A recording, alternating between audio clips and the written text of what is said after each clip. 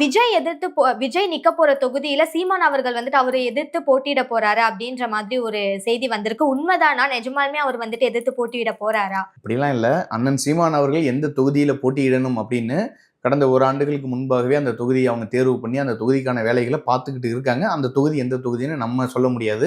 அது அண்ணன் சீமான் அவர்களே சீக்கிரமா அறிவிப்பார் எந்த தொகுதியில போட்டியிடுவார்னு. விஜய் அரசியலுக்கு வருவதற்கு முன்பாகவே அந்த தொகுதியை தேர்ந்தெடுத்து அந்த தொகுதிக்கான வேலைகளை பண்ணிட்டு இருக்காங்க. ஆனா விஜய் வந்ததுக்கு பின்பாக விஜய் எதிர்த்து அந்த தொகுதியில போட்டி போட போறாருன்னா அதை ஏற்றுக்கொள்ள முடியாது.